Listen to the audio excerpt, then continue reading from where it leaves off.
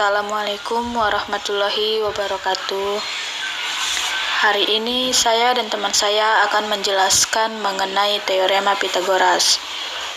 Sebelum masuk ke materi, kami akan memperkenalkan diri terlebih dahulu. Saya sendiri Irsadila Amara dan teman saya Dinda Sakila.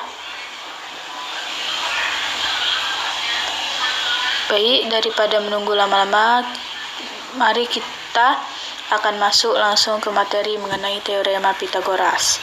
Teorema Pythagoras. Tujuan pembelajaran. Peserta didik dapat menghitung panjang sisi segitiga siku-siku jika dua sisi lain diketahui. Peserta didik dapat menemukan dan menggunakan kebalikan teorema Pythagoras. Yang pertama, siswa dapat menemukan teorema Pythagoras. Yang kedua, siswa dapat menyatakan teorema Pythagoras dalam bentuk rumus. Yang ketiga, siswa dapat menyatakan apakah tiga bilangan yang diberikan merupakan triple Pythagoras. Yang keempat, siswa dapat menghitung panjang sisi ketiga segitiga siku-siku, dua sisi diketahui. Yang kelima, siswa dapat memecahkan masalah pada bangun datar yang berkaitan dengan teorema Pythagoras. Teorema Pythagoras. Pythagoras lahir di Pulau Samos di daerah Ionia, Yunani Selatan. Salah satu peninggalan Pythagoras yang paling terkenal hingga saat ini adalah teorema Pythagoras. Teorema Pythagoras menyatakan bahwa kuadrat sisi miring suatu segitiga siku-siku sama dengan jumlah kuadrat sisi-sisi yang lain. Ternyata rumus ini 1000 tahun sebelum masa Pythagoras. Orang-orang Yunani sudah mengenal perhitungan ajaib ini. Walaupun faktanya isi teorema ini telah banyak diketahui sebelum lahirnya Pythagoras. Namun, teorema ini dianggap sebagai temuan Pythagoras karena ia yang pertama membuktikan pengamatan ini secara matematis. 1. Pengertian. Pengertian Pythagoras adalah seorang ahli matematika dan filsafat berkebangsaan Yunani yang hidup pada tahun 569 sampai 475 Masehi. Sebagai ahli matematika, ia mengungkapkan bahwa kuadrat panjang sisi miring suatu segitiga siku-siku adalah sama dengan jumlah kuadrat panjang sisi-sisi yang lain.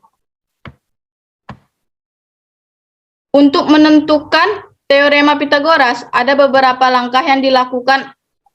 Ambillah dua potong kertas berbentuk persegi berukuran B tambah C cm. Berikut contoh gambarnya. Gambar di atas menunjukkan persegi ABCD berukuran A tambah B cm. Pada keempat sudut, dibuat 4 segitiga siku-siku dengan panjang sisi siku-sikunya B cm dan C cm. Luas persegi ABCD sama dengan luas persegi atau luas daerah yang tidak diarsir. Ditambah luas 4 segitiga siku-siku, luas daerah yang diarsir, sehingga diperoleh luas daerah yang diarsir sama dengan luas 4 segitiga siku-siku, sama dengan 4 kali 12 dikali A dikali T, sama dengan 2BC. Untuk luas daerah yang tidak diarsir, sama dengan luas persegi PQRS. Selanjutnya buatlah persegi EFGH berukuran B tambah C cm seperti berikut. Inilah contoh gambarnya. Pada dua buah sudutnya dibuat 4 segitiga siku-siku sedemikian sehingga membentuk dua persegi panjang berukuran B kali C cm.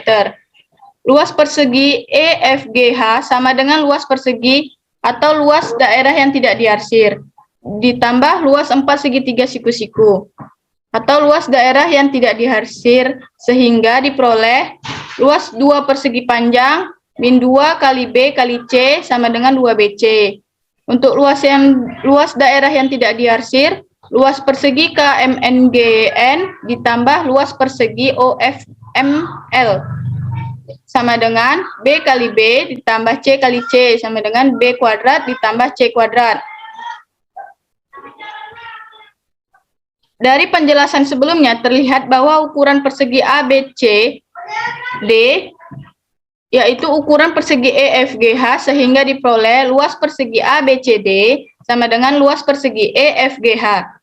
Untuk luas persegi ABCD 2BC ditambah A kuadrat dan untuk luas persegi EFGH yaitu 2BC ditambah B kuadrat ditambah C kuadrat. Untuk luas persegi ABCD A kuadrat, untuk luas persegi EFGH B kuadrat C kuadrat. Kesimpulannya, luas daerah yang panjang sisinya adalah sisi miring suatu segitiga siku-siku sama dengan jumlah luas daerah persegi yang panjang sisinya adalah siku-siku segitiga. Berikut berupa contoh dari kesimpulan tersebut, selanjutnya dikenal dengan teorema Pitagoras yang dirumuskan sebagai berikut. Untuk setiap segitiga siku-siku berlaku kuadrat panjang sisi miring sama dengan jumlah kuadrat-kuadrat panjang sisi lainnya. Berikut contoh gambar segitiga ABC.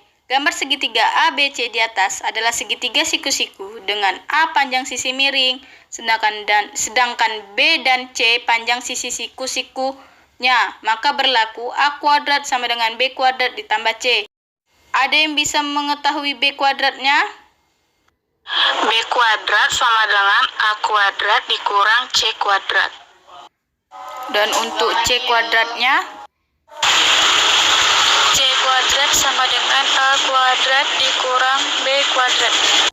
Baik, selanjutnya akan dibacakan oleh Dinda Sakila.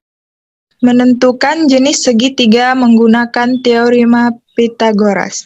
Selain menghitung panjang sisi segitiga siku-siku, teorema Pitagoras juga dapat digunakan untuk membentuk jenis segitiga. Berdasarkan besar sudutnya, segitiga dibagi menjadi 3 jenis, yaitu segitiga tumpul, segitiga siku-siku, dan segitiga lancip. A. Dalam segitiga tumpul, salah satu sudutnya lebih dari 90 derajat. Jika dalam sebuah segitiga kuadrat, sisi terpanjang lebih besar dari jumlah kuadrat sisi yang lain, maka segitiga tersebut adalah segitiga tumpul. B. Yang kedua, segitiga siku-siku. Salah satu sudutnya 90 derajat. Jika dalam sebuah segitiga, kuadrat sisi terpanjang sama dengan jumlah kuadrat sisi yang lain, maka segitiga tersebut adalah segitiga siku-siku. Yang ketiga, semua segitiga lancip berukuran 90 derajat. Jika dalam sebuah segitiga, kuadrat sisi terpanjangnya lebih kecil dari jumlah kuadratnya sisi yang lain, maka segitiga tersebut adalah segitiga lancip. Yang ketiga, Pitagoras triple. Panjang sisi-sisi segitiga siku-siku sering dinyatakan dalam 3 bilangan asli. Sekarang, 3 bilangan asli yang memenuhi persamaan dalam teorema Pitagoras disebut triple Pitagoras. Triple Pitagoras adalah bilangan bulat positif yang kuadrat bilangan terbesarnya sama dengan jumlah kuadrat bilangan lainnya. Seseorang telah menguji triple Pitagoras dengan mengkuadratkan panjang sisi miringnya, yaitu E pangkat 2, lalu menghitung A pangkat 2 tambah B pangkat 2. Jika kedua perhitungan memiliki nilai yang sama, maka ketiga bilangan tersebut merupakan triple Pitagoras. Bilangan 3, 4, dan 5 membentuk triple Pitagoras karena 3 pangkat 2 tambah 4 pangkat 2 sama dengan 25. Dan 5 pangkat 2 sama dengan 25. Jika kita mengalihkan ketiga bilangan ini dengan bilangan lain, ketiga bilangan baru tersebut juga akan membentuk triple Pitagoras. Misalnya, jika kita mengalihkan 3,4 dan 5 dengan 5, kita mendapatkan 15,20, dan 25. Ketiga bilangan ini memenuhi teorema Pitagoras. Misalnya, C pangkat 2 sama dengan 252 sama dengan 625. Maka A pangkat 2 ditambah B pangkat 2 sama dengan 152 ditambah 252. 2 dikurang 625, sehingga C pangkat 2 sama dengan A pangkat 2 ditambah B pangkat 2. Selanjutnya, aljabar dapat digunakan untuk menentukan himpunan bilangan yang merupakan triple Pythagoras. Ada dua cara untuk melakukannya. Salah satunya adalah sebagai berikut. Metode ini meminta kita untuk menentukan dua bilangan apa saja dan menerapkan aturan pada dua bilangan yang telah ditentukan, untuk kemudian menghasilkan triple Pythagoras, seperti untuk gambar berikut ini. Panjang sisi segitiga siku-siku adalah P2 dikurang Q2. Atau P2 dikurang Q2 dan 2PQ. Dengan panjang tersebut, ketiganya akan membentuk triple Pythagoras. Seperti tabel triple Pythagoras pada tabel ini. Yang P-nya itu 2, Q-nya 1, PQ2-nya ditambah Q pangkat 2, dan seterusnya. Aplikasi teorema Pythagoras dalam kehidupan flat up dan sehari-hari. Tidak hanya pada segitiga, pada kondisi tertentu teorema Pythagoras dapat digunakan dalam perhitungan bangun datar. Misalnya, untuk menghitung panjang diagonal, panjang sisi miring, trapesium, dan sebagainya, untuk mempermudah penyelesaian masalah sehari-hari menggunakan teorema Pythagoras, diperlukan gambar atau sketsa. Dengan bentuk gambar akan lebih mudah bagi kita untuk memahami konsep dan memecahkan masalah. Contoh soal teorema Pythagoras dalam kehidupan sehari-hari. Yang pertama, itu ada buah tangga yang panjangnya 5 meter bersandar pada pohon. Jarak ujung bawah tangga terhadap pohon 3 meter. Hitunglah 3 pohon yang dapat dicapai oleh tangga. Penyelesaiannya, berdasarkan gambar di samping, tinggi pohon dapat dicari dengan menggunakan teorema Pythagoras. Tingginya sama dengan akar 52 dikurang akar 5 pangkat 2 dikurang 3 pangkat 2 sama dengan akar 25 dikurang 9 sama dengan akar 16 sama dengan 4. Jadi tinggi pohon yang dapat dicapai oleh tangga adalah 4 meter. Yang kedua, seorang anak akan mengambil sebuah layang-layang yang tersangkut di atas sebuah tembok yang berbatasan langsung dengan sebuah kali. Anak tersebut ingin menggunakan sebuah tangga untuk mengambil layang-layang tersebut dengan cara meletakkan kaki tangga di pinggir kali. Jika lebar kali tersebut 5 meter dan tinggi tembok 12 meter, hitunglah panjang tangga minimal yang diperlukan agar ujung tangga bertemu dengan bagian atas tembok. Penyelesaiannya, jika digambarkan, sketsanya akan tampak seperti gambar di bawah ini, di mana XY merupakan jarak kaki tangga dengan bawah tembok atau lebar kali, dan YZ merupakan tinggi tembok. Maka panjang tangga YZ dapat dicari dengan teorema Pythagoras, yakni YZ sama dengan akar EXY2 tambah YZ2. YZ sama dengan akar 52 tambah 122. YZ sama dengan akar 25 ditambah 144. YZ sama dengan akar 169. YZ sama dengan 13 meter. Jadi, panjang tangga minimal yang diperlukan agar ujung tangga bertemu dengan bagian atas tembok adalah 13 meter. Baik, jika tidak ada yang ingin bertanya, saya akan membuka kuis hanya 2 soal. Baik, untuk soal pertama, seorang anak menaikkan layang-layang dengan benang yang panjangnya 250 meter. Jarak anak di tangga dengan titik yang tepat berada di bawah layang-layang adalah 70 meter. Hitunglah ketinggian layang-layang tersebut. Ada yang bisa menjawab? Jika digambarkan sketsanya, akan tampak di mana AB merupakan jarak anak di tanah dengan titik yang tepat di bawah layang-layang, dan AC merupakan panjang benang. Tinggi layang-layang dapat dicari dengan teorema Pythagoras, yakni BC sama dengan akar AC kuadrat dikurang AB kuadrat. BC sama dengan akar 250 kuadrat dikurang 70 kuadrat.